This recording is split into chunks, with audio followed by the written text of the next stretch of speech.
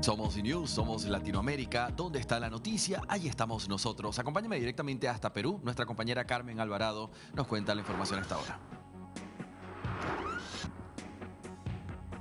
Hola Andy, ¿cómo estás? Sí, muy buenas tardes para ti y para todo nuestro auditorio de América Latina que está enganchada con la señal de DNews. En esta oportunidad desde la capital peruana vamos a analizar y vamos a también actualizar la información con respecto al Aeropuerto Internacional Jorge Chávez de la nueva terminal que se tiene que inaugurar el 30 de marzo. La gran pregunta es, el gran interrogante es si realmente vamos a poder lograrlo. Según OCITRAN, tenemos el 99.1% de toda la infraestructura terminada. Pero ¿qué pasa, por ejemplo, acerca de la cadena de operaciones, la marcha blanca y también las pruebas respectivas que se tienen que hacer y que es necesario porque estamos hablando de millones y millones de pasajeros que van a tener que primero salir o entrar o también de tránsito utilizando prácticamente esta nueva terminal? Por eso yo me encuentro en estos momentos con una voz autorizada, es el señor Edwin Tertiano, presidente de la Fundación Transitemos, y claro, cuál es el análisis y sus impresiones sobre esta inauguración. ¿Realmente llegaremos? ¿Cómo está? Muy buenas tardes. Bueno, un gusto estar con ustedes y lamentable que esta entrevista sea por un motivo de algo que debería ser motivo de alegría, inaugurar esta ciudad aeropuerto, que es bastante más que un aeropuerto, tiene 700 hectáreas, va a tener centros comerciales, hoteles, una serie de facilidades, por donde deberían pasar 30 millones de pasajeros al año, casi la población del país, ¿no es cierto? Y se ve ensombrecida porque por un lado el sector privado cumplió en construir esta ciudad aeropuerto, pero el Estado no cumplió en hacer su parte, ¿no? Que era hacer justamente las vías de acceso. Simplemente se durmieron. No hubo ningún funcionario público de nivel que estuviera monitoreando el avance del aeropuerto y paralelo ir haciendo las gestiones y las construcciones que ellos tenían que hacer para darle acceso, ¿no? y salida a todas estas miles de personas, estos millones de personas que van a pasar por ahí. Entonces, en dos oportunidades se ha postergado la inauguración. Ahora se supone que a fin de mes, pero todo es provisional, todo lo que es de la puerta hacia adentro del país, o sea, de la puerta por afuera va a ser un superaeropuerto, ¿no? Pero de la puerta hacia el interior del país va a ser un parche. Han tenido que poner dos puentes, estos tipos militares, ¿no? Baileys, ¿no es cierto? Y no han pensado un tercer puesto para personas, o sea, no hay en este momento el puerto. Claro, lo que pasa, señor Tertiano, es porque nosotros hemos estado recorriendo precisamente esa zona y lo recordará Sandy, que esos puentes son provisionales, porque debió haberse construido ese puente Santa Rosa, nunca se construyó. La pregunta es, ¿siempre se dejará esos puentes Bailey? Porque supuestamente van a tener que tener esa alta demanda del tránsito de miles y miles de pasajeros diarios, pero usted ha dicho una cosa muy cierta, por ejemplo, los accesos, todo el perímetro, la infraestructura en cuanto también iluminación por el río, ¿no? Precisamente, que pasa todo por el río Rímac. Entonces hay una situación que todavía no se está mejorando en ese sentido, ¿no? Y sobre todo la parte estética, porque la salida provisional que han hecho, lo han hecho a una avenida ya de por sí congestionada. Morales Suárez, ¿no es cierto? Que es una zona no tan mostrable en nuestra ciudad, ¿no? Con basurales, el río está cargado de basura.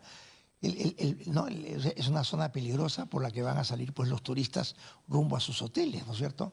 El tránsito de Lima está muy pesado en esa zona, entonces el tiempo de viaje de ese pasajero que queremos convertir en turista, ¿no? Porque van a pasar 30 millones de pasajeros por la misma ubicación geográfica del Perú, en el centro mismo del continente. Esto se ha convertido en un hub, gente que viene en un vuelo, toma una conexión hacia otro país, pasarán 1 o 2 noches en el aeropuerto o simplemente tomarán el siguiente vuelo, y la idea es que muchos de ellos se animen a conocer Lima. Lima ha sido en un momento dado la capital de América. En la época del virreinato fue la primera capital y fue la capital de todo el continente, sin considerar Brasil. Tiene muchos monumentos, mucha historia que mostrar, tenemos la mejor gastronomía del continente, o sea, varios atractivos, cuando no tomarse un día más para conocer el Cusco o nuestra Amazonía, que es tan atractiva. Entonces, este aeropuerto, el país tiene que sacarle provecho, pero lamentablemente el Ministerio de Transportes no lo entendió así y se olvidó hacer su trabajo, y estamos arrancando un excelente aeropuerto con una entrada y salida parchadas, ¿no? Correcto. Nosotros, Andy, por supuesto, también vamos a hacer un recorrido nuevamente de la zona para ver los avances, pero hay algo que también me gustaría compartir con ustedes, porque ha trascendido la información que el radar del aeropuerto, el que se está utilizando en estos momentos, quedó inoperativo por varias horas. Estamos hablando del 13 de febrero. Imagínate eso, la situación que se desencadenó y, claro, tuvieron que actuar de forma manual.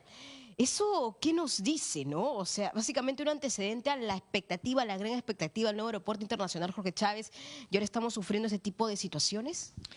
El tema de fondo es un problema de capacidad, ¿no es cierto?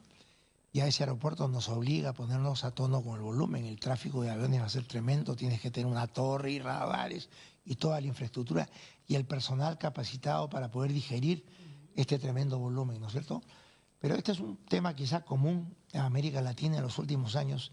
Venimos eligiendo mal a los gobernantes y luego nos quejamos del resultado, ¿no?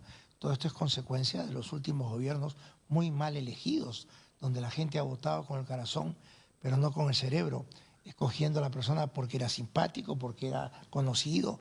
El último, el profesor Castillo, pues no tenía idea de nada y en ese gobierno estamos. Su vicepresidenta es de ese gobierno, ¿no? Y ese es el nivel de los ministros y esto viene así hace años. Entonces, los funcionarios públicos que están en los ministerios distan mucho de ser personal de línea con capacidad en la función que desempeñan. Es decir, tienen el puesto, más no la capacidad para ocuparlo, ¿no? Ahí están los resultados. El aeropuerto es fiel reflejo. Igual ha pasado con el puerto de Chancay, ¿no? Va a ser el puerto más moderno del lado pacífico del continente, que va a recibir los megabarcos, y el Ministerio de Transportes se olvidó de reforzar las vías de acceso y salida. Estamos hablando del puente precisamente, que está a unos 10 minutos nada más. Nosotros también estuvimos ahí con una cobertura extraordinaria y vimos cómo colapsó. Y bueno, vamos a ver también cómo se sigue monitoreando ese tema, cómo sigue evolucionándose, porque es importantísimo este puente. Yo le agradezco mucho por esta entrevista al señor Edwin Dartiano, él es presidente de la Fundación Transitemos. Me parece que quería decir algo adicional, breve, por favor. Sí, se vienen elecciones, ojalá que la población haya aprendido y votemos bien, ¿no? El 26 nos toca elecciones, voten bien. Bien, muchas gracias, le agradezco mucho por su apreciación. Entonces nosotros, Andy, esta semana seguramente vamos a ir precisamente al Aeropuerto Internacional Jorge Chávez para poder ver cuál es la situación en situ, ¿no? Y lo que realmente está pasando ahí. Adelante, compañero. Gracias, Carmen Alvarado. Tengan ambos una buena tarde. Gracias por este contacto.